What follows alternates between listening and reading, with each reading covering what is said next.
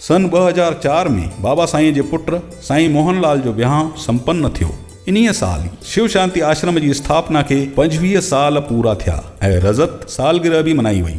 इन्हीअ साल ई शिव सखी नाले सां आश्रम साहिब जी रजत सालगिरह स्मारिका बि शाया थी। बाबा साईं जी सलाह सां भाउ भेण श्री अतुल अनुपम पारां लिखियल सखी बाबा के 108 विशेष दिव्य गुण नाले किताब भी छपजी वियो। एकांतवास जे हिननि 6 सालनि में बाबा साईं सामीअ जे श्लोकनि खे बि गहराईअ सां पढ़ियो हो। उन्हनि श्लोकनि मां बाबा साईं उन्हनि श्लोकनि जी चूंड करे हिकु गुलदस्तो तयारु कयो हो, जंहिं में विरले इंसान जे गुणनि जो बयानु कयल आहे। बाबा साईं जो इहो गुलदस्तो विरलो केर नाले किताब में शाया थियो आहे। इन्ही एकांतवास जे विच में बाबा साईं पारां श्री गुरु ग्रंथ साहिब जी सरल भाषा में सम्झाइणी हिकु किताब जे रूप में शाया थी, जंहिंजो नालो आहे मन के आर मन के पार। इन तरीक़े सां बाबा साईं पंहिंजे एकांतवास जे 1400 ॾींहंनि जो इस्तेमाल न छड़ो पंहिंजी रुहानियत लाइ कयो, पर रुहानियत जगाइण वारे किताबनि लाइ बि कयो।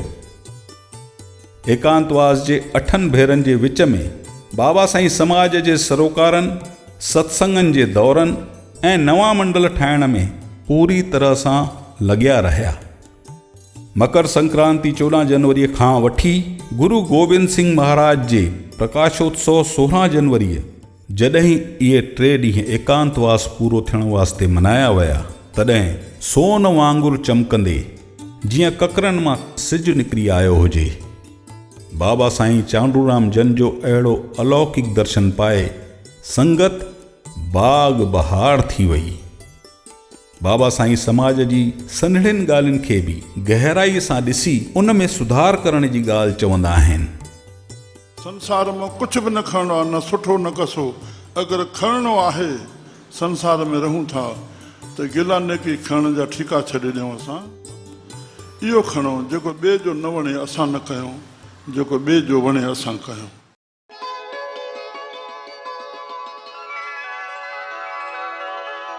इन साल ई सखी बाबा जे 45 वर्सी महोत्सव ते संत बाबा आसूदाराम आरोग्य धाम जो उद्घाटन भी संपन्न थियो। नंगर में रहण वारनि जी सेहत जे इलाज लाइ बाबा साईं पारां ॾिनल इहो हिकु नायाब नज़रानो हुयो, जेको सदाई सेवा लाइ तयारु आहे। इन विच में सिंधी ॿोलीअ जे वाधारे लाइ, सिंधी संस्कृतिअ जी रखिया लाइ, सिंधी अदबिन जी सलाह मसलत, सिंधी बानीकारनि जा सम्मेलन ऐं सम्मान समारोह जहिड़ा केतिरा ई कार्यक्रम बाबा साईं जी देखरेख में हलंदा रहिया।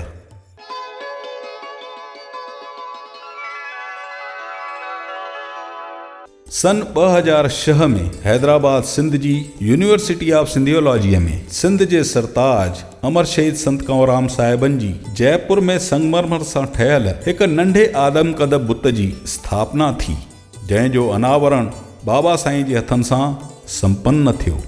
बुत परस्तीअ जे ख़िलाफ़ रहण वारे मुल्क पाकिस्तान में सिंधी संत जे बुत जी पूरे मान सां स्थापना थियणु इहो यकीनन बाबा साईं जो करिश्मो ई चइबो।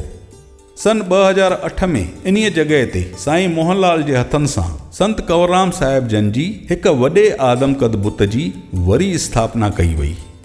सन 2008 में ई हरिद्वार जे भारत माता मंदिर वारे इलाइक़े में बाबा साईं जी कोशिश सां संत कंवरराम साहिब जन जी हिकु मूर्तिअ जी स्थापना थी। केतिरनि ई संतनि जी हाज़िरीअ में इन मूर्तिअ जो अनावरण कार्यक्रम संपन्न थियो। ख़ासि ॻाल्हि त इहा आहे त पासे में ई पहिरियों खां विराजमान हिकु संत जी मूर्ति बिल्कुलु सतगुरु सचे साईं सतराम दास साहिबनि जी मूर्ति लॻंदी आहे। इन हिसाब सां ॾिठो वञे त ईअं लॻंदो जीअं सतगुरु सचे साईं ऐं भगत साहिब इन्हनि नायाब गुरु शिष्यनि जी जोड़ीअ जूं मूर्तियूं सोचे सम्झी कंहिं आसे पासे में ई विराजमान करायूं आहिनि।